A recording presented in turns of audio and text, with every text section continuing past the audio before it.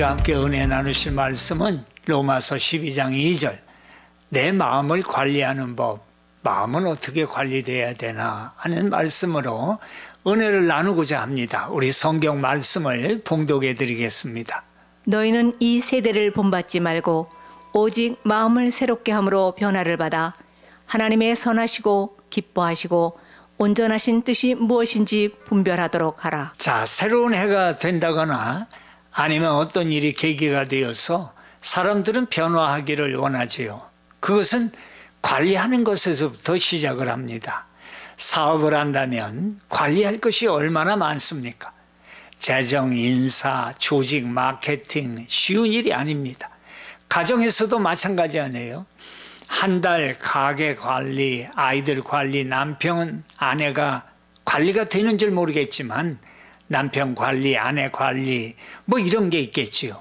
개인적으로는 가장 먼저 생각나는 게 사람들마다 이제 체중 관리, 몸매 관리, 얼굴 관리, 피부 관리 참 그 신경 쓸 것이 많이 있습니다. 그런데 이런 생각해 보신 적이 있는지 모르겠어요. 다른 게 아니라 내 마음을 관리하는 것 말입니다. 마음을 관리한다는 것은 쉬운 일 같지만 사실 굉장히 어려운 일입니다. 왜냐하면 우리 마음이 항상 나에게 순종을 하지 않는다는 거예요. 내가 마음에 결심을 해도 행동은 전혀 다르게 하는 경우가 많지 않습니까? 그래서 자기 마음을 어떻게 관리하느냐에 따라서 자기의 미래를 망치기도 하고 또한 미래를 열어놓기도 한다는 거 아닙니까? 하나님은 우리의 기도를 들어주십니다. 아멘입니다. 그리고 어려운 환경을 바꿔주십니다. 아멘입니다. 그러나 항상 그렇지는 않으신다는 거예요. 때로는 환경을 바꾸기보다 우리의 마음을 바꾸기를 원하신다는 것입니다. 우리 마음이 어떻길래 관리를 해야 한다는 것입니까? 첫째는 나의 생각이 나를 지배하기 때문이라는 거예요.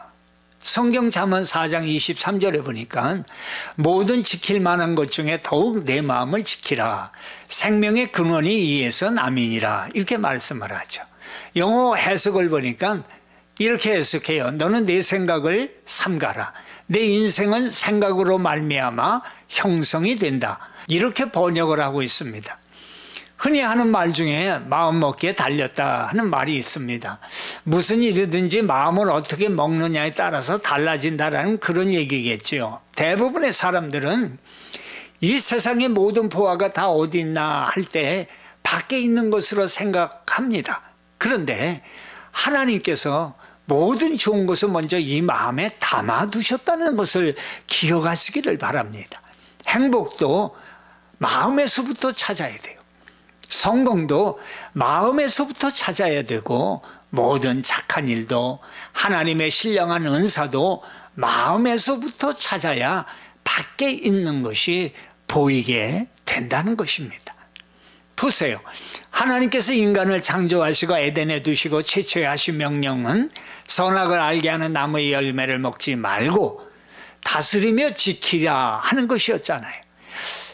말씀 보니까 여호와 하나님의 그 사람에게 명하여 가라사대 동산 각종 나무의 실과는 내가 임으로 먹되 선악을 알게 하는 나무의 실과는 먹지 말라. 내가 먹는 날에는 정녕 죽으리라. 창세기 2장 16절 이하에 말씀하잖아요. 거기에는 아담과 하와 이외에 아무도 없었어요. 뭘 다스리고 보호할 필요가 없는데 선악과를 다스리며 지키라고 말씀을 하시는 거예요. 이 말씀 속에는 선악과를 손대려고 하는 그 유혹에서 내 마음을 지켜라 하는 그런 의미를 말씀하고 있는 거예요. 그런데 사탄이 아담과 하와에게 이 실과를 먹어도 죽지 아니하리라 이렇게 유혹할 때 저들은 하나님께서 주신 말씀을 잘 지키지 못한 채 마귀의 유혹에 넘어져서 최초에 실패하는 타락한 인간이 되어버리지 않습니까? 생각이 삶을 타락시켜버린 거예요. 둘째는 내 마음이 죄의 전쟁터라는 거예요. 마음은 모든 유혹이 일어나는 첫 장소예요. 모든 죄의 출발점이에요. 교만과 정욕, 마음에서 모두 시작합니다. 걱정, 두려움, 마음, 미움과 시기와 질투 어디에서 시작합니까? 맞습니다. 모두 마음에서부터 시작하는 거예요.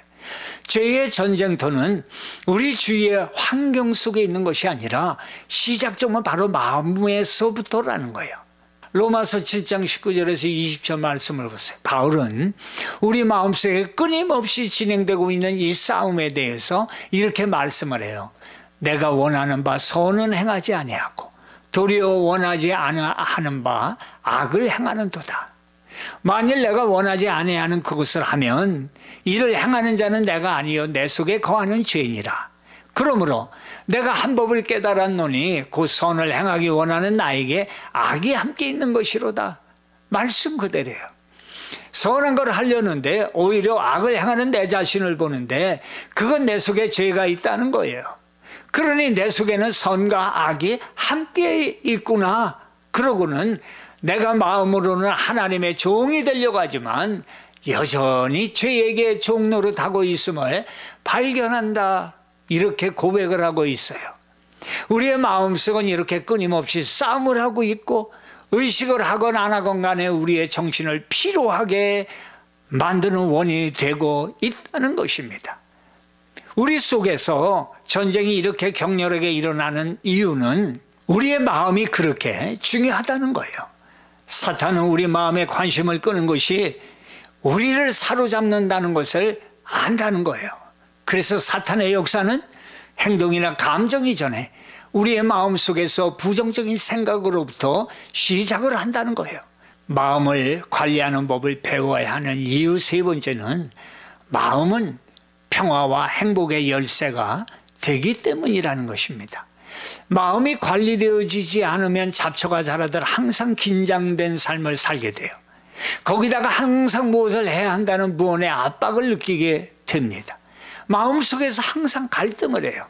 그러나 관리된 마음은 긴장에서 평온으로, 압박에서 평화로, 삶의 혼란에서 자신감 있는 그 삶이 된다는 거예요. 노아는 온 세상 사람들이 비웃어도 방주를 지었습니다. 학자들에 의하면 약 120년간을 지었다지요. 이렇게 한결같이 흔들리지 않고 할 수 있었던 비결이 바로 하나님의 말씀을 붙들고 행동을 하니 말씀이 마음을 주관하게 된 거라는 거예요. 로마서 8장 6절에 보세요. 육신의 생각은 사망이요 영의 생각은 생명과 평안이니라. 성령께서 우리의 마음을 주관하시면 생명과 평안이 있다고 말씀해요. 건강한 마음을 만들고 마음을 관리하기 위해서 이제 매일 해야 할 세 가지가 있어요. 첫째, 마음을 말씀의 진리로 채워야 한다라는 겁니다. 마음은 밭과 같아요. 무엇을 뿌리느냐에 따라서 열매를 반드시 거두게 돼 있어요. 밭에 아무것도 뿌리지 않으면 아무것도 안 날 것 같아요. 근데 그게 아니라 계속해서 잡초가 쑥쑥 자라지 않습니까? 참 신기해요. 뿌리도 얼마나 억센지 뽑기도 힘들어요. 우리의 마음도 마찬가지라는 거예요. 그냥 내버려두면 아무 생각 없이 살아갈 것 같은데 아니라는 거예요. 마음이 비워지질 않습니다. 마치 밭에 잡초가 우거지듯이 무엇이 채워지든 채워지게 된다는 거예요. 그래 잡초가 자라게 되면 안 되듯이 말씀으로 채워서 자꾸 마음속에서 일어나는 미움과 시기와 질투와 당짓고 눈을 기고 이런 미움의 잡초들을 뽑아내야 된다는 거예요. 말씀으로 말입니다. 유대인들은 잘하는 게 있어요. 항상 자녀들에게 이런 말씀을 가르친다는 거예요. 신명기 6장 4절에서 7절 말씀인데 오늘날 내가 내게 명하는 이 말씀을 너는 마음에 새기고 내 자녀에게 부지런히 가르치며 집에 앉았을 때든지 길에 행할 때든지 누워있을 때든지 일어날 때든지 이 말씀을 강론할 것이다. 이렇게 말씀을 하죠. 여기서 마음에 새기고라는 말씀은 자기의 모든 의지를 항상 하나님의 말씀을 바탕으로 집중하라라는 그런 말씀이에요. 또 부지런히 가르친다. 여기에 해당하는 원어는 쏴난이라는 말씀이에요. 본래 뜻은 찌르다, 뾰족하게 하다 이런 말씀인데 이건 하나님의 말씀으로 자녀들의 마음과 영혼을 예리하게 찌르듯이 감동시키고 교훈하는 것이 자녀에 대한 부모의 신앙교육의 책임과 의무라는 거예요. 그럼 부모가 이런 책임과 의무를 다해야 된다는 거예요. 우리가 자녀들을 공부시키는 거 아주 중요합니다. 그러나 그보다 더 중요한 것은 아이들에게 하나님의 말씀을 가르치는 거예요. 우리 자신도 마찬가지예요. 이게 얼마나 중요한지 몰라요. 그래서 자녀들이 밖에 외출할 때 꼭 말씀 한마디, 듣든지 아니 듣든지 말씀 한마디 읽어주고 손을 얹어 축복하며 기도하고 내보내야 된다는 거예요. 자, 다윗과 사울을 한번 비교해 보세요. 다윗은 사울로부터 핍박을 당할 때 주의 말씀을 묵상했지만 사울은 질투의 화신이 되어 피로 보복할 것을 고민한 사람이에요. 무엇을 마음에 담고 행동했느냐가 두 사람의 미래를 바꿔버린 거예요. 그런데 생각해 보면 다윗이라고 뭐 마음에 분한 마음, 복수의 마음이 없었을까? 사울 정도는 안 돼도 그런 마음이 왜 없었겠어요? 추측해 보면. 하지만 그 마음을 처리하는 방식이 달랐다는 거예요. 이게 우리에게 얼마나 중요한지 몰라요. 시편은 다윗이 사울에 대한 분함과 죽이고 싶은 마음을 어떻게 해결했는가를 보여주는데, 상한 마음을 기도로, 또 아프고 외로울 때 소리쳐서 노래한 그런 기록 아닙니까? 시편 119편을 보면 이게 가장 길죠. 또 인생이 어려울 때 119다 하는 그런 의미, 그런 마음을 기록하고 있는 시편이라 그렇게 말씀을 드릴 수가 있어요. 1절에 보니까 행위가 온전하여 여호와의 율법을 따라 행하는 자들은 복이 있으며, 이렇게 말씀하죠. 첫 단어가 복이라는 명사예요. 복이라는 단어는 직역하면 행복한이라는 의미로 더 많이 사용되는 그런 단어입니다. 복과 행복은 같은 의미를 가지고 있다는 거예요. 그런데 보통 사람들은 복과 행복이 분리되어 있지 않습니까? 신앙인들도 마찬가지 아니에요? 믿음의 선한 일을 하는 것이 복인지는 알면서도 마음에서 행복한 것은 어쩌면 텔레비전을 볼 때나 쇼핑을 할 때가 더 행복할 때가 있지 않느냐라는 것입니다.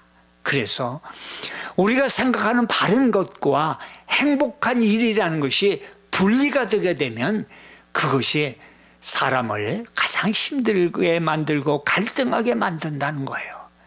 그런데 중요한 것은 가장 근본적인 복과 행복은 말씀 안에 있을 때 그 길을 같이 간다는 거예요. 그게 확실해지면요, 다른 부수적인 일들은 그렇게 우리 인생을 바꿀 만한 행복과 복이 아니라는 것을 알게 된다는 거예요. 그렇게 뭐 중요하지 않다는 거예요. 그런 것들은 말씀이 있을 때 말해요. 그리고 행복을 느끼게 된다는 거예요. 말씀이 있을 때 말해요. 말씀을 읽어야 우리 삶에 빛이 비추어서 바르게 산다는 거예요. 그래서 성경을 읽는 것이 우리의 가장 큰 기쁨이 되어야 되는 것입니다. 또 보니까 여호와의 증거들을 지키고 전심으로 여호와를 구하는 자는 복이 있도다. 2절에 이렇게 고백하지요. 하나님의 말씀을 지키는 것을 하나님을 구하는 것으로 동일하게 여기고 있다는 거예요. 그래서 하나님을 사랑한다면 하나님의 말씀을 사랑하게 되고, 사랑하면 말씀을 지키게 되는 것이라는 거지요. 말씀은 지키는 일에 전심으로 지켜야 된다는 것입니다. 심지어는 설교를 하는데도 말씀과 전혀 상관없이 전하는 것을 우리가 보게 돼요. 안타까워요. 자기 생각, 교만, 자랑이 있도록 합니다. 우리 모두 말씀을 전할 때 조심해야 합니다. 이제 다윗은 말씀만 붙들겠다고 결심을 하지요. 119장 95절에 보니까 악인들이 나를 멸하고 엿보오나 나는 주의 증거들만을 생각하겠나이다. 다윗은 도망자의 신분 아니었어요? 그럼 동굴 속에 숨었고 그의 삶에 어떤 일이 일어나도 하나님의 말씀으로 자신을 먹였던 사람이에요. 다윗은 그렇게 하나님의 말씀을 삶으로 여겨서 어려움을 극복했던 것입니다. 그런데 그 반대로 사울을 보세요. 사울은 악한 영에 사로잡혔을 때에 다윗의 음악으로 마음을 다스렸어요. 스스로 하지 않고 남에게 의존했어요. 글을 쓰는 대신에 다윗에게 그 손으로 창을 던졌어요. 하나님에게 묻지 않고 무당을 찾아갔어요. 오늘 우리의 삶 속에서도 많은 고민과 갈등과 고난과 스트레스 누구에게나 있습니다. 중요한 건 이걸 어떻게 푸느냐가 중요한 거예요. 예수님을 보세요. 항상 하나님의 말씀을 따랐어요. 그리고 그렇게 말씀하셨어요. 요한복음 6장 38절에요. 내가 하늘에서 내려온 것은 내 뜻을 행하려 함이 아니요 나를 보내신 이의 뜻을 행하려 함이니라.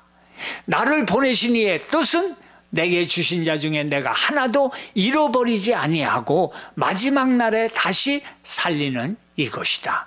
이걸 위해서 말씀 따라 오셨다는 거예요. 그래서 우리는 예수님만 따라가면 우리의 마음을 우리 주님께서 주관해 주시는 거예요. 말씀을 마음속에 두시기 바랍니다. 내 마음을 관리하는 두 번째 방법, 둘째는 마음을 억압에서 해방시켜야 돼요. 마음을 억압에서 해방시켜야 한다는 것은 말은 쉽습니다. 설교도 이렇게 하세요, 저렇게 하세요, 그래야 됩니다. 말은 쉽지요. 우리는 착한 사람이 되려고 노력하고 생각을 합니다. 그리고 하나님의 말씀을 들었을 때 말씀대로 살아야지 하고 마음을 먹습니다. 그런데 마음 한구석에는 말씀과 반대되는, 내가 좋아하는 그 어떤 것을 놓고 싶지도 않다는 거예요. 다 경험하셨잖아요.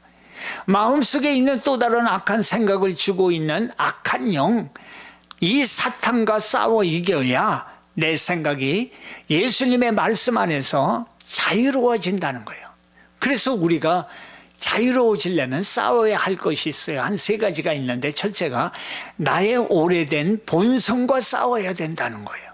이건 구체적으로 너무나 당연하게 살아온, 하나님의 뜻을 생각하지 않고 나 자신만을 생각하는 것이 나의 죄악된 본성 아닙니까? 로마서 7장 23절에 이렇게 말씀을 해요. 공동 번역인데, 내 몸속에는 내 이성의 법과 대결하여 싸우고 있는 다른 법이 있다는 것을 알고 있습니다. 그 법은 나를 사로잡아 내 몸속에 있는 죄의 법의 종이 되게 합니다. 무슨 말이에요? 마음에는 전쟁이 있는데 그 죄의 법이 나를 얽매여 종이 되게 한다는 거예요. 우리도 그런 일이 지금도 일어나고 있잖아요. 뭘 생각하고 있는데 마음에서 지워지질 않아요. 그게 안 좋은 일이라는 것도 알아요. 그런데 내가 그 일을 하고 있다는 사실이에요. 그 사실에 여러분 자신이, 저와 모두가 놀라는 일이 얼마나 많습니까? 내 생각에 내가 인질이 된 거예요. 그러니까 기억할 것은 내가 생각하는 모든 것을 다 믿어도 안 된다는 거예요. 그게 다 옳다는 것도 아니라는 거예요. 그 생각과 싸워야 된다는 거예요. 말씀에 부딪혀서 말해요. 로마서 8장 2절에 보세요. 그리스도 예수 안에 있는 생명의 성령의 법이 죄와 사망의 법에서 너를 해방하였음이니라 말씀하죠. 그리스도 안에 있어야 된다는 거예요. 성령의 충만함을 입어야 된다는 거예요. 말씀의 충만, 예수로 충만해야 된다는 거예요.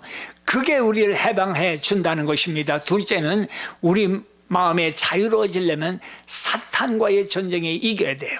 사탄은 두 번째 적인데, 이게 모든 잘못된 방향으로 우리의 마음을 바꾸려 한다는 거예요. 마음에 지속적으로 안 된다, 할 수 없다, 미움과 시기와 질투와 복수의 마음을 넣어줍니다. 계속해서 화를 내, 잘한다, 감정 흥분시키고 파괴하게 만들고 감정을 끌어오르게 만든다는 거예요.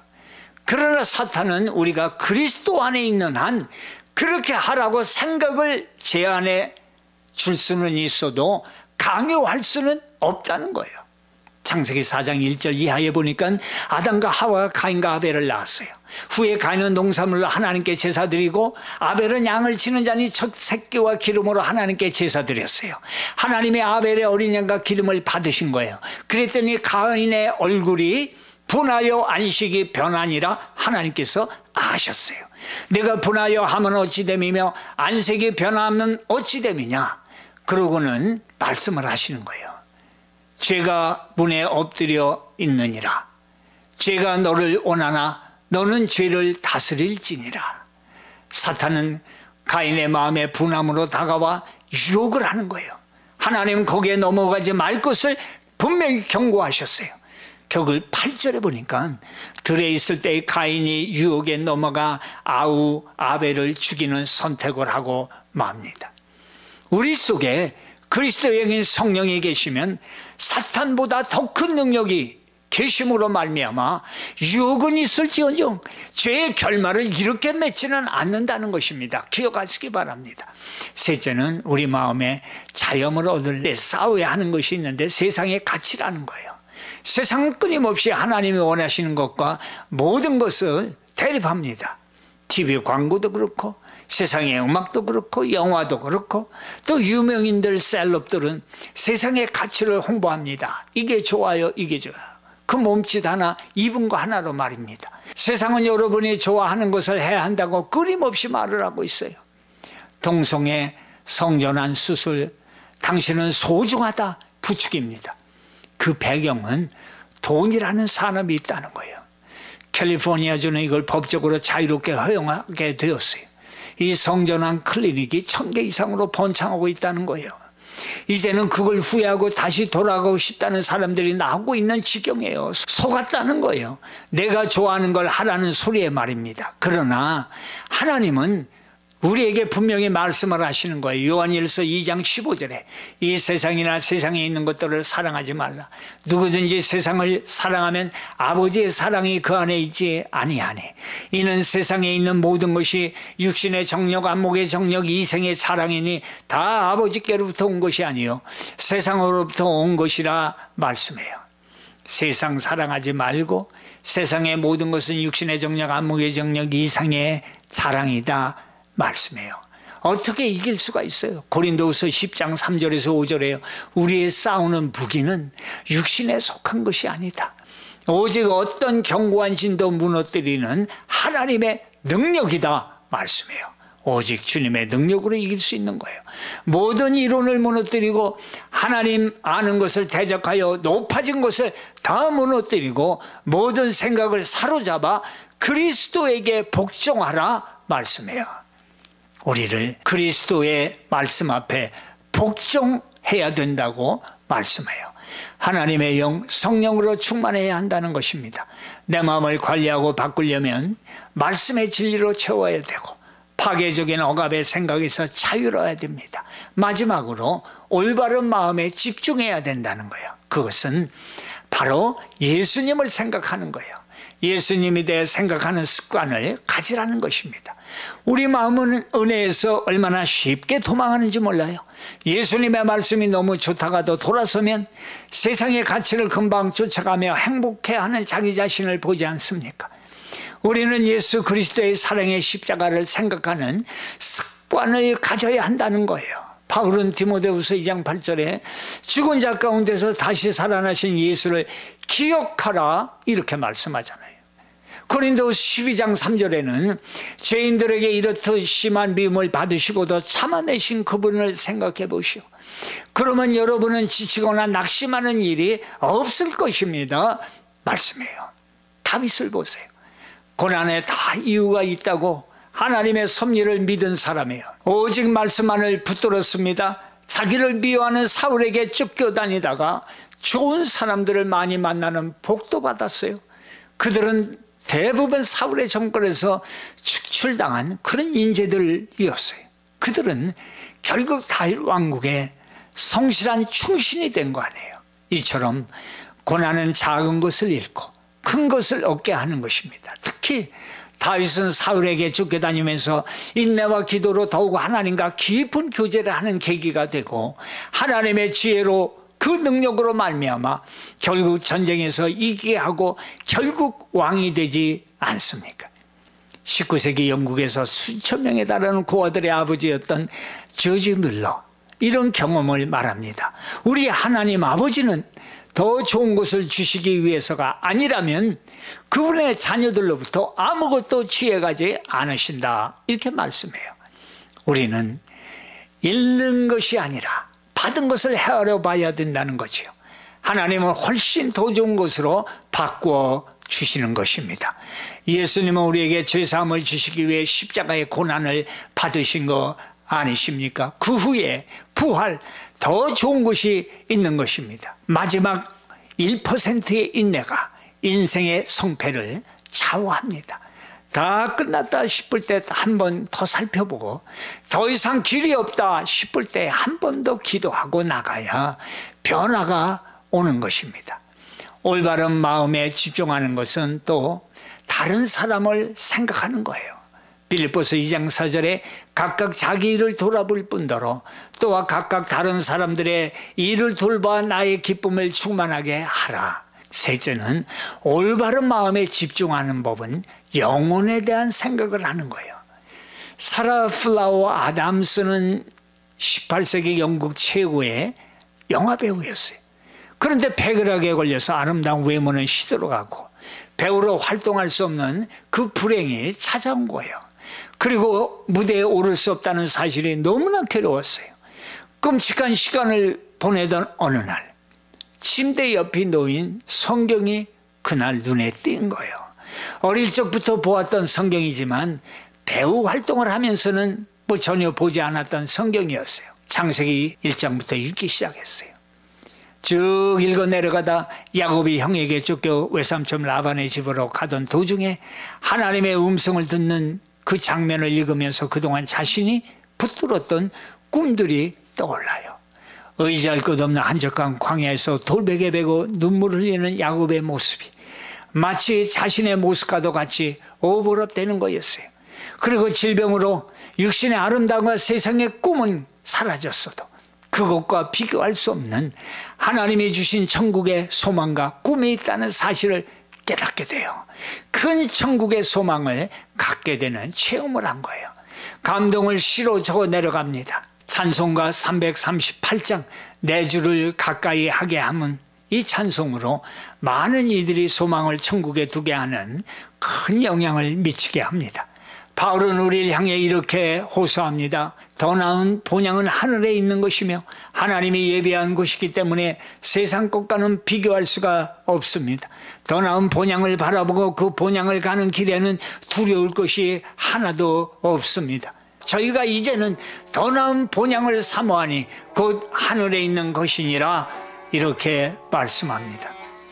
여러분, 우리가 믿음을 지키기 위해서 마음을 관리하는 것은 말씀의 진리로 채워야 하고 마음의 자유를 위해서 본성과 사탄과 세상과의 싸움을 싸워야 되고 예수님을 날마다 의도적으로 생각하는 습관을 갖고 위의 것을 사모하며 사는 것입니다. 그것이 바로 십자가에서 죽으시고 부활하신 예수님이 우리를 위해 겪으신 것입니다. 그 십자가를 붙드시고 승리하시기를 축원합니다.